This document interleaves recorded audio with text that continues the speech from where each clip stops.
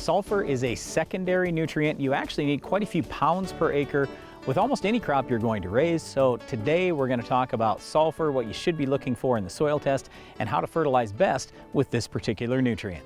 I'm going to give away a secret. I've got a garden at home, and one of my favorite things in the garden is strawberries. And a couple years ago, my kids and my wife were not very impressed with how the strawberries tasted. And they said, you know, they're okay, but I think the ones we get at the store are even better. Boy, that was crushing for me, and I thought, I'm not going to let this happen again. So I got some calcium sulfate, or gypsum, and delivered that into my garden. I spread gypsum all over at a pretty high rate because I wanted to deliver more sulfur. The result was 2020. I had the best tasting strawberries, and nobody in my family wanted to go to the store and buy them. They just wanted to eat them right out of the garden. In fact, they rarely made it into the house because people would go to the garden and just eat whatever was ready. Sulfur makes a big difference in the taste of many of the vegetables and fruits that you're going to grow. All right, so I got to be honest, as a corn and soybean farmer, I don't give a rip about the taste of my corn or my soybeans because it's going to be livestock ultimately that's going to eat it. But what I do care about is more yield. And as we know with corn, for example, nitrogen is probably the #1 nutrient most farmers are going to fertilize with. Well, guess what? If you have an adequate level of sulfur out there all the time, you can be more efficient, or your plant can be more efficient at using the nitrogen that's provided. So in other words, if you have the right level of sulfur out there, you don't need to spend as much money on nitrogen. That right there is a big deal. But sulfur is so important in so many things in that plant, and that's why, again, it is a secondary nutrient. It's not a micronutrient. A lot of people lump it in with the micros. Well, when you need 10, 20, 30, 40 pounds per year, that's not a micronutrient. You've got to get sulfur out there if you want top yields. Here's the problem with sulfur though, Brian. It doesn't move around once it's in the plant. And yes, it moves around in the soil, but you're not going to get enough sulfur all throughout the season if you don't plan for it. You're all of a sudden going to have, yeah, I put some on at planting time, but then by mid-season it was gone and I'm sulfur deficient in the upper part of the plant when I really need that sulfur to help me with test weight, late season plant health, and ultimately yield. So in other words, if you're short on NP or K, you'll see discolored leaves on the lower part of the plant.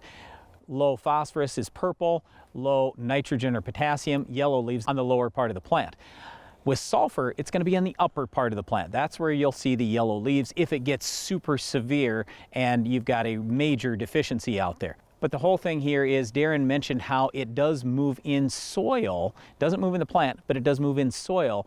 They say that sulfate is roughly half as leachable as nitrate. So it's going to move at roughly half the pace as nitrate. So if you've got super heavy soil, not a lot of rainfall, sulfate doesn't move super fast in your ground. But on the flip side, if you have sand and you have lots of rain, that sulfate can move fairly quickly. So if you have a lighter soil and or you are in an area that has lots of rainfall, we would encourage you apply sulfur 2, 3, maybe even 4 times during the growing season. That will absolutely make a lot of sense for your farm. Well, here's the other thing, Brian. There are so many different sources of sulfur, and we talk a lot about nutrients, and you may say, I need to put zinc out. Well, what form of zinc are you going to use? Zinc sulfate.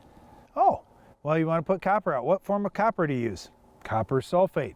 You want to put ammonium nitrogen out there, so the form of nitrogen that doesn't move through the soil real fast, that kind of sticks. Well, how do you get that? You buy ammonium sulfate. So you do have to keep in mind, as you're fertilizing for sulfur, chances are there are going to be a number of different ways you're going to put it out during the crop season, and you just have to account for all those. So if you need 50 pounds of sulfate, well, you may have 5 different fertilizers that you're using that have a little bit of sulfate that you can add up. One last thing I'll throw out here is if you have high organic matter levels in your soil, guess what? You're going to get free sulfur, roughly 2 to 3 pounds for every 1% of organic matter you have in your soil. So if you have 5% organic matter, that's 10 to 15 free pounds of sulfur. That's a really good deal.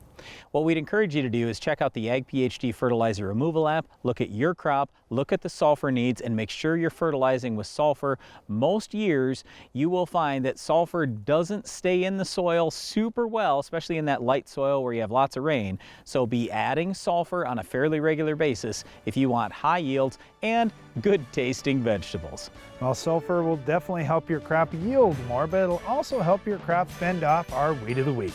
We'll show you how to stop this tough weed coming up next.